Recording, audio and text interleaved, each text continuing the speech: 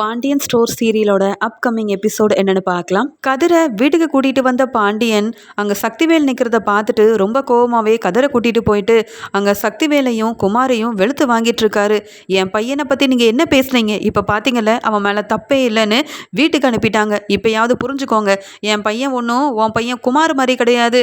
குடும்பத்தை அவமானப்படுத்த என் மருமக 2 பேரையும் கூட்டிட்டு போய் மறைச்சு வச்சு என்னெல்லாம் செஞ்சீங்க. அன்னைக்கே ராஜி சொன்ன மாதிரி உன் பையன் செஞ்ச இந்த வேலைக்கு உன் பையன் மேலேயும் உன் குடும்பத்தில் உள்ளவங்க மேலேயும் கம்ப்ளைண்ட் கொடுத்துருந்தா உன் பையன் நிலைமை என்ன இருக்கும்? அமைதியாக அப்போ இருக்க போய் தான் என் குடும்பத்தை அவமானப்படுத்தி பேசிட்டேல. இனியும் ஏதாவது தேவையில்லாமல் செஞ்சேன்னு வையி, நானே ராஜிக்கிட்ட சொல்லி இந்த குமார் மேலே கம்ப்ளைண்ட் கொடுக்க வச்சிருவேன் பார்த்துக்க அப்படின்னு சொல்ல, குமார் என்ன செய்யனே தெரியாமல் திருன்னு முழிச்சிட்டு நிற்கிறாரு. இதை பார்த்த கோமதி, நல்லா சொல்லுங்கங்க, எப்போ நம்ம குடும்பத்தில் பிரச்சனை வரும் அதை வச்சு அவமானப்படுத்தலான்னு என் அண்ணனுங்க 2 பேரும் ஏதாவது யோசனை செஞ்சுக்கிட்டே இருப்பாங்க போல. என் பசங்களை பற்றி எங்களுக்கு தெரியும், நீங்கள்லாம் என் பசங்களை பற்றி பேச உங்களுக்கு தகுதியும் இல்லை உரிமையும் இல்லை. வா கதிர், என் பையனை எப்படி வெளுத்து வாங்கியிருக்காங்கன்னு சொல்லி இங்கே கதிரை வீட்டுக்குள்ளே கூட்டிகிட்டு போயிடுறாங்க கோமதி. கதிர் மேலே எந்த தப்புமே இல்லைன்னு நிரூபிச்சு அந்த சுபாவுக்கு கதிர் உதவி தான் செஞ்சுருக்கான் அப்படின்றத இவங்க எல்லாரும் புரிஞ்சுக்கிட்டு கதிர் வீட்டுக்கு வந்தது எல்லாருக்கும் சந்தோஷமாக இருந்தாலும் கதிரோட நிலைமையை பார்த்து கண் கலங்கி போய் இருக்காரு பாண்டியன். என்னதான் கதிர் மேலே நான் கோவப்பட்டு கதிர் எனக்கு பிடிக்காம அவன் என் பேச்சை மீறி கல்யாணம் பண்ணிக்கிட்டு இதெல்லாம் பார்த்து நான் எல்லாரும் முன்னாடியும் கதிரை திட்டினாலும் அவமானப்படுத்தினாலும் அவன் என் பையன், எனக்கு எல்லா உரிமையும் இருக்குது. ஆனால் இப்போ என் பையன் கதிர் எந்த தப்புமே செய்யலை. எவ்வளவோ எடுத்து சொல்லியும் போலீஸ் புரிஞ்சுக்காம என் பையனை இப்படி வெளுத்து வாங்கிட்டாங்களேன்னு சொல்லி கதிரை பார்த்து ரொம்பவே அழ ஆரம்பிக்கிறாரு பாண்டியன். உடனே கதிர் சொல்கிறாரு, அப்பா நீங்கள் என்னை எப்பயும் திட்டிக்கிட்டு அவமானப்படுத்திக்கிட்டு இருக்கும்போது என் மேலே என் அப்பாவுக்கு பாசமே இல்லைன்னு நினச்சேன். ஆனால் இப்போ புரியுதுப்பா நீங்கள் என் மேலே எவ்வளோ பாசம் வச்சுருக்கீங்கன்னுட்டு. நான் தான்ப்பா உங்கள் பேச்சை மீறி நான் உங்கள் பேச்சை கேட்கவே கூடாதுன்னு ரொம்பவே அடம்பிடிச்சிட்டேன். நீங்கள் சொன்ன மாதிரியே நான் கேட்டிருந்தா எனக்கு இப்படி ஒரு நிலைமை வந்திருக்காதுல்ல அப்படின்னு பாண்டியனோட உண்மையான அன்பை புரிஞ்சுக்கிட்டு கதிரும் பாண்டியன் கிட்ட பேச ஆரம்பிக்கிறாரு. இதெல்லாம் பார்க்கும்போது ராஜிக்கு ரொம்ப சந்தோஷமா இருக்கு. ஆனால் நம்ம குடும்பத்தில் மட்டும் ஏன் பிரச்சனைக்கு மேலே பிரச்சனை வந்துக்கிட்டே இருக்கோ தெரியலையே அப்படின்ற மாதிரி யோசிக்கிறாங்க கோமதி. ரெஸ்ட் எடுக்கிறதுக்காக இங்கே கதிர் ரூமுக்கு போகும்போது ராஜி கதிருக்காக சாப்பாடெல்லாம் போட்டு கொண்டு வந்து கதிருக்கு ஊட்டி விடுறாங்க. உடனே இங்கே கதிர் சொல்கிறாரு, வேண்டாம் ராஜி, நீ சாப்பிட்டியா அப்படின்னு கேட்க, நான் சாப்பிட்டேன், ஆனால் இங்கே கோமதியத்தை தான் சாப்பிடாம உன்னை பற்றியே யோசனை பண்ணிட்டு இருந்தாங்க.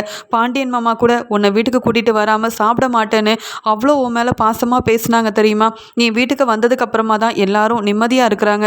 கதிர், உன் மேலே எனக்கு நம்பிக்கை இருந்தது, கண்டிப்பாக நீ இப்படி ஒரு வேலையை செஞ்சுருக்க மாட்டே அப்படின்றதுக்காக தான் உன்னை பார்க்கறதுக்காக வந்தேன். ஆனால் உன் நிலைமையை பார்த்து என்னாலேயே தாங்கிக்க முடியல. அப்படி இருக்கும்போது கோமதியத்தையும் பாண்டியன் மாமாவாலையும் மட்டும் எப்படி தாங்கிக்க முடியும் அப்படின்னு அழுதுகிட்டே இங்கே கதிருக்கு சாப்பாடெல்லாம் ஊட்டி விடுறாங்க. உடனே கதிர் சொல்கிறாரு, என் மேலே நீ இவ்வளோ அக்கறையாக இருப்ப, என்னை பார்க்க அங்கே வருவேன்னு நான் எதிர்பார்க்கவே இல்லை தெரியுமா அப்படின்னு சொல்ல, அதுக்கு உடனே ராஜியும், உன் மேலே என்னை விட வேறு யார் இவ்வளோ அக்கறையாக இருக்க முடியும்? என்னதான் இருந்தாலும், என்ன உனக்கு பிடிக்கலனாலும், என்னை நீ ஏற்றுக்க மாட்டேன்னு இருந்தாலும், நான் தானே உன்னுடைய மனைவி, எனக்காக தானே கஷ்டப்பட்டு நீ வேலைக்கெல்லாம் போயிருக்க. அப்படி இருக்கும்போது உன்னை பார்க்கணும், உன்னை மறுபடியும் வீட்டுக்கு கூட்டிகிட்டு வரணும்னு எனக்கு மட்டும் ஆசை இருக்காதா? நீ எந்த தப்புமே செஞ்சுருக்க மாட்டேன்னு எனக்கு நம்பிக்கை இருந்ததே. நீ வந்ததுக்கப்புறமா தான் எனக்கு கொஞ்சம் நிம்மதியாகவும் சந்தோஷமாகவும் இருக்குது கதிர். இனி நீ வேலைக்கெல்லாம் போக வேண்டாம், மாமா சொன்ன மாதிரி நீ படித்தா மட்டும் போதும் அப்படின்னு சொல்லி கண் கலங்கி பேசிகிட்டு இருக்காங்க ராஜி. இங்கே கோமதி பாண்டியன் கிட்ட, இங்கே கதிருக்கு வேற இப்படி ஆயிருக்கு, பேசாமல் நம்ம எல்லாரும் சேர்ந்து கோயிலுக்கு போயிட்டு வந்துருவோங்க. ராஜி ரொம்பவே மனசு வேதனையில் இருக்கா. கதிர் தனக்காக தான் வேலைக்கு போய் அவனுக்கு இப்படி ஆயிடுச்சுன்னு நினச்சி, அதனால் 2 பேரும் மட்டும் இல்லாமல் நம்ம எல்லாரும் சேர்ந்து கோயிலுக்கு போயிட்டு வரலாமா அப்படின்னு கேட்குறாங்க கோமதி. அதுக்குடனே பாண்டியன் சொல்கிறாரு, கோமதி, ஏற்கனவே கதிரை கூட்டிகிட்டு போயிட்டாங்க, போலீஸ்கிட்ட எப்படியாவது உண்மை என்னன்னு நிரூபிக்கணும், கதிரை கூட்டிகிட்டு வரணுன்னுட்டு கடை பக்கமே போகாமல் இருந்துட்டேன். என்ன ஏதுன்னு ஃபோனுக்கு மேலே ஃபோன் பண்ணி கேட்டுக்கிட்டே இருக்காங்க. சித்தப்பாவும் நீ சீக்கிரமாக வந்துரு பாண்டியான்னு சொல்கிறாங்க. கடையில் நிறைய வேலை இருக்குது. கதிரையும் இங்கே ராஜியவும் கூப்பிட்டுட்டு நீயே கோயிலுக்கு போயிட்டு வந்துரு, நான் போய் வேலையை பார்க்குறேன். இனி கதிர் வேலைக்கு போனாலும் சரி வேலைக்கு போகலனாலும் சரி அவன் மனசு வேதனைப்படுற மாதிரி நான் என்றைக்குமே பேச மாட்டேன். என் பையனோட நிலைமையை பார்த்ததுக்கு அப்புறமா தான் எனக்கே புரிய வந்தது, நான் கதிரை எல்லாரும் முன்னாடியும் திட்டி அவமானப்படுத்துறதெல்லாம் எவ்வளோ பெரிய தப்புன்னு புரிஞ்சுக்கிட்டேன்.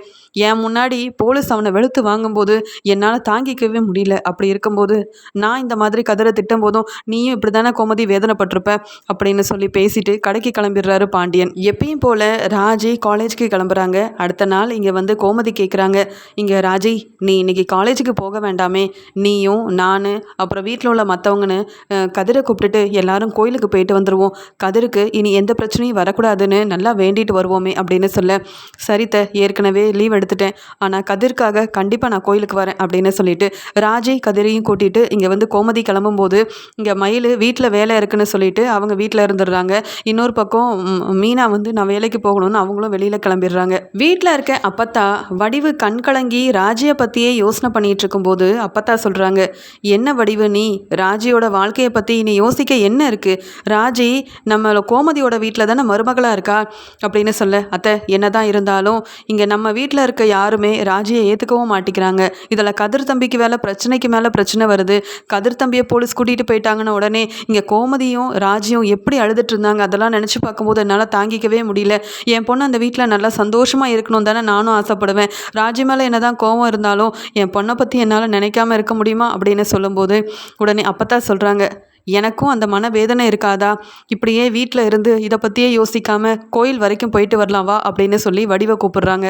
என் பொண்ணை பக்கத்தில் வச்சு அவளுக்கு தேவையானதெல்லாம் பார்த்து பார்த்து செய்யணும்னு ஆசைப்பட்டேன், ஆனால் எதுவுமே நடக்காமல் போயிருச்சு அப்படின்னு ரொம்பவே மனசு வேதனைப்பட்ட வடிவு வேற வழி இல்லாமல் இப்படியே உட்காந்து அழுதுட்டு இருந்தா சரிப்பட்டு வராதுன்னு ராஜிக்காகவும் கதிர்க்காகவும் வேண்டிக்க கோயிலுக்கு கிளம்பி போகிறாங்க. கதிரும் ராஜியும் கோயிலுக்கு போயிட்டு நல்லா வேண்டிக்கிறாங்க. உடனே அங்கே கோமதி சொல்கிறாங்க, கொஞ்சம் நேரம் இங்கேயே உட்காந்து பேசிட்டு போகலாம், பிரச்சனைக்கு மேலே பிரச்சனை வரதால வீட்டில் வேலை செய்யவே முடியல கதிர், இனி நீ வேலைக்கெலாம் போக வேண்டாம் கதிர், பேசாமல் உங்கள் அப்பா பேச்சை கேட்டு ஒன்று கடைக்கு போ, இல்லையா நீ நல்லா படி, அதுக்கப்புறமா உனக்கு ஒரு நல்ல வேலை கிடைக்கும், அதில் வர பணத்தை வச்சு நீ ராஜியை நல்லபடியாக பார்த்துக்கலாம், பார்த்தல ராஜி எவ்வளவோ எடுத்து சொன்னான் வேலைக்கு போக வேண்டாம், பார்ட் டைம் வேலை ஒன்றும் வேண்டான்னுட்டு, நீ கேட்கவே மாட்டிக்கிற, நீயும் வேலைக்கு போகிற, உனக்கு உதவி செய்யணும்னு ராஜி வேற டியூஷன் எடுக்க போயிட்டுருக்கா, இதெல்லாம் தேவையா, நீ வெளியில் வேலைக்கு போகாமல் ஒழுங்காக உன் படிப்பில் கவனம் செலுத்திருந்தா இப்படி பிரச்சனை எதுவும் வந்திருக்காதுல அப்படின்னு சொல்லிட்டு இருக்காங்க கோமதி. உடனே ராஜியும், ஆமா கதிர் மாமா எனக்காக செலவுக்கு பணம் கொடுக்குறேன்னு சொல்லிட்டாங்க, இதில் நீ போய் வெளியில் வேலை பார்க்க வேண்டிய அவசியம் இல்லை, நானும் டியூஷன் எடுக்கிறேன், என் செலவை நான் பார்த்துக்கிறேன் கதிர், அம்மா சொல்கிறத கேளு, அது மட்டும் இல்லாமல் பாண்டியன் மாமா உன் மேலே எவ்வளோ பாசமாக இருக்காங்க, அவர் பேச்சை நீ கேட்க மாட்டியா அப்படின்னு ராஜியும் சொல்லிட்டு இருக்காங்க. உடனே கதிர் சொல்கிறாரு, நான் எந்த முடிவும் எடுக்கல, ஆனால் கண்டிப்பாக ஒரு நல்ல முடிவாக தான் எடுப்பேன் அப்படின்னு சொல்லிட்டு, இனி அப்பா பேச்சை மீறி எதுவுமே செய்ய மாட்டேம்மா, நீங்கள் கவலைப்படாதீங்கன்னு சொல்லி 3 பேரும் பேசிகிட்டு இருக்கும்போது அங்கே அப்பத்தா கூட வடிவு வராங்க. அப்பத்தா வடிவு இவங்க 2 பேரும் கோமதியவும் ராஜியவும் பார்த்த உடனே ரொம்ப சந்தோஷமாக அங்கே பேச போகிறாங்க. ஆனால் வடிவு அமைதியாக இங்கே ராஜியை பார்த்து கண்கலங்கி நின்னாலும் அப்பத்தா ரொம்ப சந்தோஷமாக ராஜிக்கிட்ட போயிட்டு, என் பேத்தி ராஜி எப்படி இருக்கா அப்படின்னு சொல்லி பேசுகிறாங்க.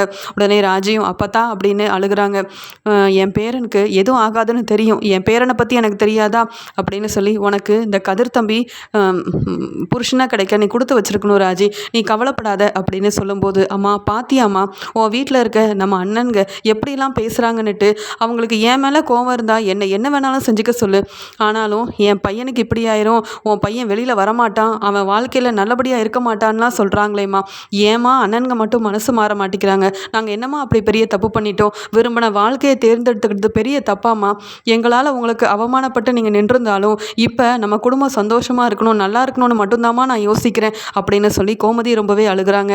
இன்னொரு பக்கம் இங்கே அப்பத்தா வந்து ராஜிக்கிட்ட தனியாக பேச கூட்டிகிட்டு போகிறாங்க.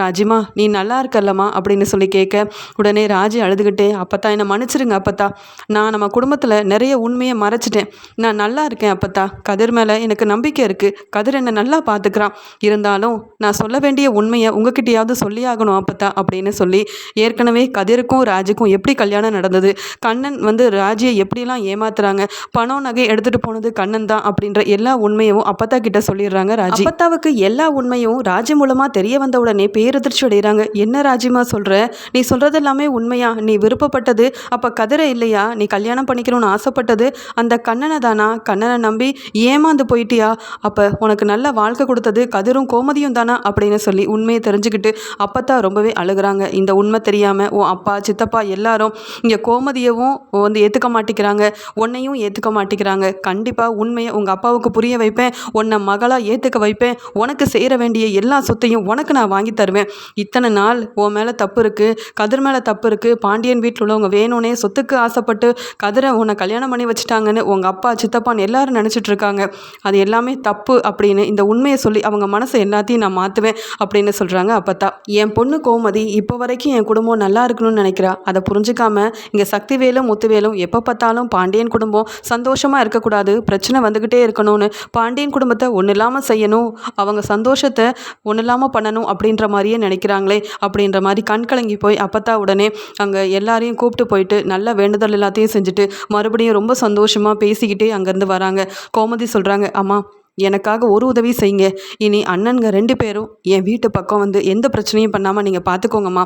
உங்கள் வீட்டு பொண்ணு இங்கே உங்கள் பேத்தியை நான் நல்லபடியாக பார்த்துப்பேன், கதிரும் நல்லபடியாக பார்த்துப்பான், நீங்கள் எதுக்குமே கவலைப்படாதீங்க அப்படின்னு வடிவுக்கிட்டையும் அப்பத்தா கிட்டையும் சொல்லி அங்கேருந்து அனுப்புகிறாங்க கோமதி. வீட்டுக்கு வந்த அப்பத்தா இங்கே ராஜி சொன்ன எல்லா உண்மையும் முத்துவேல் கிட்ட சொல்லி, இங்கே தப்பு செஞ்சது எல்லாமே ராஜி தான், ராஜி இப்போ ஒரு நல்ல வாழ்க்கையில் இருக்கானா அதுக்கு முக்கியமான காரணம் கோமதியும் இங்கே கதிரும் தான். கதிர் தன்னுடைய வாழ்க்கையை பற்றி யோசிக்காம ராஜிக்கு வாழ்க்கை கொடுத்தது மட்டும் இல்லாமல் நம்ம குடும்பத்து மேலே கதிருக்கும் கோமதிக்கும் ரொம்பவே பாசம் இருக்குன்றதை புரிய வைக்கணும் அப்படின்ற மாதிரி யோசிச்சுட்டே இருக்கும்போது இங்கே சக்திவேலும் குமாரும் பேசிக்கிட்டே வராங்க. அப்பா ஏதோ ஒரு இடம் வாங்கணும்னு சொன்னீங்க, முதல்ல பெரியப்பா கிட்ட பேசுங்கப்பா, பெரியப்பா மட்டும் சரின்னு சொல்லிட்டா அந்த இடத்த என் பேரில் வாங்கிருங்க, கொஞ்சம் கொஞ்சமாக எல்லா சொத்தையும் என் பேரில் மாற்றி எழுதியாச்சுன்னா அப்புறம் பெரியப்பா பேச்சும் கேட்க வேண்டாம், யார் பேச்சும் கேட்க வேண்டாம், பெரியப்பாவும் பெரியம்மாவும் இங்கே இருக்க வேண்டான்னு அவங்கள அனுப்பிட்டு நம்ம சந்தோஷமாக இருக்கலாம்ப்பா. இந்த சொத்து எல்லாமே நமக்கு வரணுன்றதுக்காக தானே இவ்வளோ நாள் பெரியப்பா பெரியம்மான்னு எங்கள் அப்பத்தான் யார் என்ன சொன்னாலும் அமைதியாக நான் பொறுமையாக போயிட்டுருக்கேன் அப்படின்ற மாதிரி பேசிகிட்டு இருக்காரு குமார். அதுக்குடனே சக்திவேலும் சரியாக சொன்ன குமார், நானும் எங்கள் அண்ணன் பேசும்போதும் திட்டும் போதும் அமைதியாக போகிறேன்னா சொத்துக்காக மட்டும்தான், சொத்து மட்டும் என் கைக்கு வரட்டும், அப்புறம் நான் யாருன்னு எங்கள் அண்ணன் என் அண்ணி என் அம்மான்னு எல்லாரும் என்னை புரிஞ்சுப்பாங்க அப்படின்னு பேசிகிட்டு இருக்காங்க. மில்லில் இருந்து முத்துவேல் வந்த உடனே கணக்கு வழக்கெல்லாம் பார்த்துட்டு இருக்காரு. அப்பத்தான் முத்துவேல் கிட்ட பேச போகும்போது அங்கே வந்த சக்திவேலும் குமாரும் பேசுகிறாங்க. அண்ணே ஏற்கனவே சொன்னேன்ல ஒரு இடத்த வாங்கணும்னுட்டு, அந்த இடத்துல நம்ம நல்லபடியாக என்ன வேணாலும் செஞ்சுக்கலாண்ணே, நமக்கு இப்போ ஒரு மில்லு இருக்குது, 2-3 மில்லாக கெட்டினாலும் நல்லது தானே அப்படின்னு சொல்லிட்டு அந்த இடத்த வாங்கின உடனே குமார் பேருக்கு மாற்றிடணுண்ணே, நீங்கள் எந்த இடம் வாங்கினாலும் என்ன செஞ்சாலும் ராஜி பேரில் தானே நான் வாங்குவீங்க, ஆனால் குமாருக்குன்னு அப்படி எதுவுமே இல்லைண்ணே, இனி நம்ம வீட்டில் குமார் மட்டும்தானே இருக்கான், குமார் ராஜி மாதிரி இல்லை, உங்கள் பேச்சை மீறி இங்கே குமார் எதுவுமே செய்ய மாட்டானே அப்படின்ற மாதிரி குமாரை பெருமையாக பேசிகிட்டு இருக்காங்க.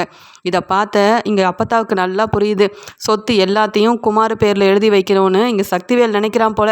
அதனால தான் முத்துவேல் கிட்ட குமாரை பற்றி பெருமையாக பேசுகிறான். ஆனால் அந்த குமார் நல்ல ஒரு இது இல்லையே, வீட்டுக்கு ஏற்ற ஒரு பையனாக இருக்க மாட்டேங்கிறானே, அங்கங்கே போய் பிரச்சனை செஞ்சுட்டு வந்துடுறான், ஃப்ரெண்ட்ஸ் கூடலாம் சேர்ந்துட்டு செய்ய வேண்டாத வேலையெல்லாம் செஞ்சிட்ருக்கான், இவனை நம்பி சொத்தை எப்படி எழுதி வைக்கிறது, அப்போ ராஜிக்கு கொடுக்க வேண்டியது என்ன ஆகும், ராஜியும் இந்த வீட்டு பொண்ணு தான், அவள் தப்பே பண்ணியிருந்தாலும் இப்போ பாண்டியன் வீட்டில் நல்லா வாழ்ந்துட்டுருக்கா, அதனால் உண்மையை சொல்லி ராஜிக்கு சேர வேண்டிய சொத்தை கண்டிப்பாக முத்துவேல் மூலமாக எழுதி வைக்க சொல்லணும் அப்படின்னு முடிவெடுக்கிறாங்க அப்பத்தா. உடனே முத்துவேலும், சக்தி நீ என்ன சொல்கிறியோ அதன் மாதிரியே செஞ்சிடலாம், நம்ம வீட்டில் இருக்கிறது இப்போ குமார் மட்டும்தான், இந்த ராஜி என் பேச்சை கேட்டிருந்தா அவளை நான் எப்படியெல்லாம் வாழ வச்சுருப்பேன், அது மட்டும் இல்லாமல் எல்லா சொத்தையும் ராஜி பேரில் எழுதி கொடுத்து அவளை ரொம்ப நல்லா பார்த்துருப்பேன், ஆனால் அவள் தான் என் பேச்சை மீறி அவள் விருப்பப்பட்ட வாழ்க்கையை தேர்ந்தெடுத்துட்டு போயிட்டாளே, இனி அவளுக்குன்னு இந்த வீட்டில் எதுவுமே இல்லை, அவள் இந்த வீட்டு பக்கம் வரப்போகிறதும் இல்லை, அதான் உனக்கு தெரியுமே உன் அண்ணியோட நகையை கூட நான் அங்கேருந்து வாங்கிட்டேன்ல, அப்படி இருக்கும்போது என்னோட சொத்து என்னுடைய பணமாக இருக்கட்டும் நகையாக இருக்கட்டும் எல்லாமே அது குமாருக்கு மட்டும்தான் அப்படின்ற மாதிரி சொல்ல,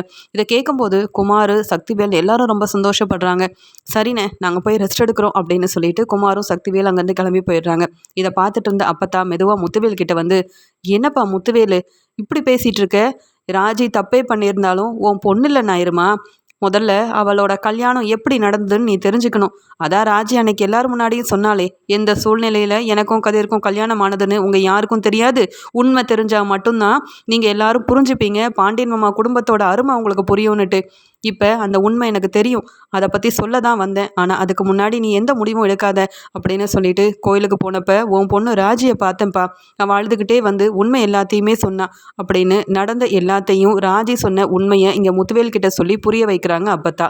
புரிஞ்சிக்க முத்துவேலு, உன் பொண்ணு தான் நம்ம குடும்பத்தை மீறி தப்பு செஞ்சா. ஆனால் அவள் செஞ்ச தப்பு வெளியில் தெரியக்கூடாதுன்றதுக்காகவும் இங்கே ராஜிக்கு ஒரு நல்ல வாழ்க்கை கிடைக்கணுன்றதுக்காகவும் கதிர் தானுடைய வாழ்க்கையை பற்றி யோசிக்காமல் கோமதியோட பேச்சை கேட்டுக்கிட்டு இப்போ பாண்டியனுக்கு கூட தெரியாமல் இங்கே நம்ம பொண்ணுக்கு ஒரு நல்ல வாழ்க்கையை கொடுத்து கல்யாணம் பண்ணியிருக்கான் இங்கே கதிரை மாதிரி ஒரு நல்ல மருமகனை நீ தேடி இருந்தா கூட இங்கே ராஜுக்கு கல்யாணம் பண்ணி வச்சிருக்க முடியாது.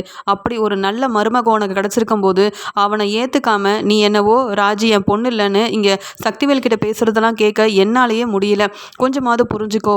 இனி கதிர் மேலே எந்த தப்பும் இல்லைன்னு புரிஞ்சுக்கிட்டு எப்போ பார்த்தாலும் பாண்டியன் வீட்டில் உள்ளவங்கள தப்பாக பேசி அவமானப்படுத்தாதப்பா. சக்திவேல் தான் புரிஞ்சுக்க மாட்டேங்கிறானா, ராஜியோட அப்பாவாக இருக்கிற நீயும் புரிஞ்சுக்கலானா எப்படிப்பா? பாண்டியன் மேலே தப்பு இல்லை. நம்ம குடும்பம் அவமானப்பட்டு நிற்கக்கூடாதுன்னு நமக்காகவும் நம்ம குடும்பத்துக்காகவும், ஏன் நீங்கள் அண்ணன்களாக இருக்கிறீங்கன்னு உங்களுக்காகவும் தான் கோமதி தான் பையனோட வாழ்க்கையை பற்றி யோசிக்காமல் ராஜியோட வாழ்க்கையை பற்றி மட்டும் யோசித்து கல்யாணம் பண்ணி வச்சதே நம்ம கோமதி தான். கோமதியை பற்றி நீங்கள் இன்னும் யோசிக்காமல் தப்பாக தானப்பா நினச்சிட்ருக்கீங்க அப்படின்னு சொல்லி நீங்கள் கோமதியும் ஏற்றுக்கணும், ராஜியவும் ஏற்றுக்கணும். என்னால் இவ்வளோ தான் சொல்ல முடியும். அது மட்டும் இல்லை, குமாருக்கு எல்லா சொத்தையும் எழுதி வச்சுட்டு நீ என்ன செய்ய போகிற?